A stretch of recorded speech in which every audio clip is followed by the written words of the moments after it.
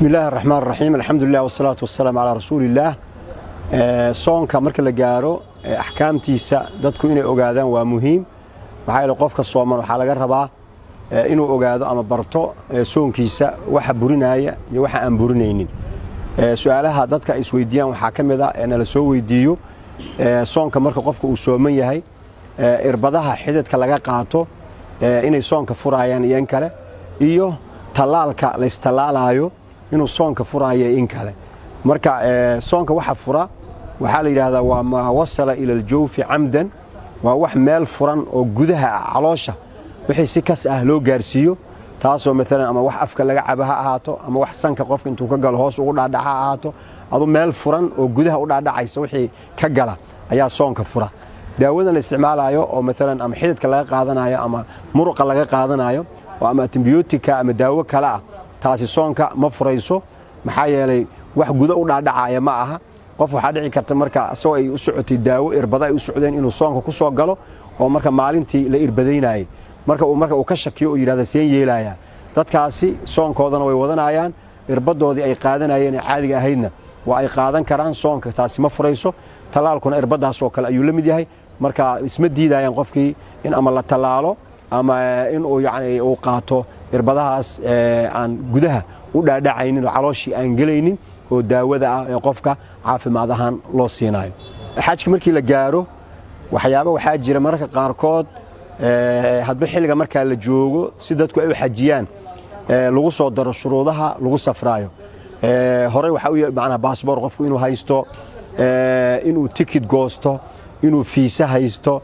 buug caafimaad inuu wato waxyaabo saas oo kale ayaa hore u jiray hadda waxa nagu cusub maadaama cudur cusub oo COVID-19 la yiraahdo oo jiro oo caalamka oo dhan khalkhal galiyay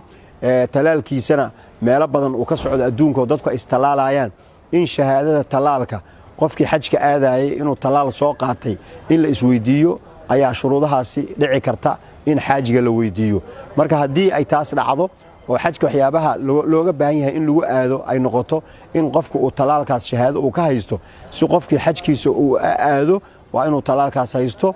oo warqadaasi uu hore u qaato si qofka uu xajkiisa ugu soo guto mar hore waxa jiri jirtay mesela markii safar la aadayo in la iska soo baaro oo ma qabtaa COVID-19 iyo in kale oo intii la tago meelaha caafimaadka qofka la baaro warqad laga soo siinaayay oo ilaahay waa negative ma qabo saasna uu ku safraayay hadii fiisi marka xajka loo baahday dadka fiisaha bixinaya shuruudaha ay fiisaha ku bixinayaan ay ku soo daraan waa in qofku uu talaalan yahay meeshii ay marka hore ka ahayd waa in la soo baaray oo uu san qabin laana tana ka sii xeel dheer oo qofka duusan maanta qabin bari inuu ku dhaco ayaa dhici karta laakiin hadii talaalka uu qabo dadka yaani waxay tilmaamayaan inuu ka aaminsan yahay xagga caafimaadana uga fiican yahay la iskuna haleyn karo oo qofkani inuu talaalan yahay ay uga dhigan tahay qofkan in cudurkii yaani uu maray jirkiisuna uu la qabsaday marka hadii shuruudahaasi ay qayb ka noqoto inaan macnaha aan qofkii uusan uga joogin shahaadadaas ma haysto uu raadsado meelaha laga helo talaalka laga bixinayo maadaama fursadda laga yaabo in iska kooban tahay shuruudahaasna ay dhici karto inay ku jirto wax kasta oo qofku u suurta gelin kara inuu xajkiisa aado yaani inuu hor u sii qaato waa muhiim marka arintaasna ha lagu baraarugsanaado ha laga warqabo si qofka uu arintaasi ayna hadhow xil uusan waxba ka qaban karin ina loo dhihin waa lagu soo diiday maxaa yeelay ma talaalnid ama warqadii talaalka ma haysatid marka dadka xujayda ah waa inay fursadaasi ka faa'iideystaan kuna sii tala galaan inay dhici karto arintaas iyada la isku xiro marka intii ayna taas dhicin ka hor waa in la sii diyaarsado wax kasta oo qofka u fududeynayo inuu xajka aado quraankeena ama diinteena shariicada islaamku waxyaabaha talaalka la xiriira ama waxyaabaha caafimaadka la xiriira waxay ixtiraamtaa diintu cilmiga iyo aqoonta aayadii ugu horeysay ee soo degtay quraanka waxay ahayd iqra bismi rabbikal ladhi khalaq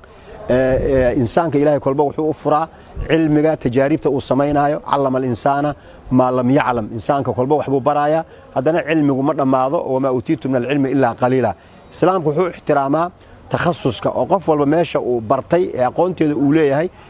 asaga ayaa looga dambeeyaa marka talaalka iyo arrimaha ku saabsan dadka looga dambeeynayo waa dadka ku takhasusay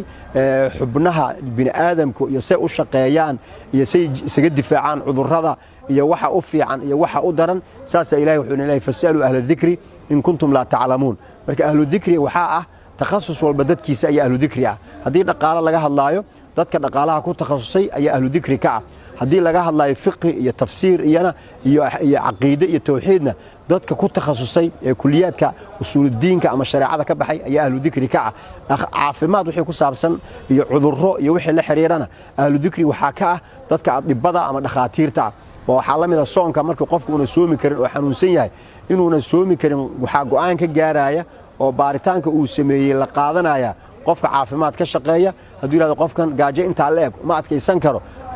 culimmadii sharcigana fatwadaas ayay ku sii dhisaayeen oy leeyihiin qofkan wuu afuri karaa fidyona wuu iska bixinayaa marka go'aan gaaritaanka ah kama bilaabanayo sheekha tafsiirka akhrinaya ama fiqhiga akhrinaya oo qofkan wuu xanuunsan yahay ma soomaa mise ma soomaayo asaga go'aan kama gaari karo waxaa go'aan ka gaari kara qofka yaqaana caafimaadka markuu go'aan ka soo gaaro oo yidhahdo qofkan ma soomi karo saacado intaa la egna macnaa kama adkaysan karo biyaha iyo cuntada oo intaas loo soo sheegay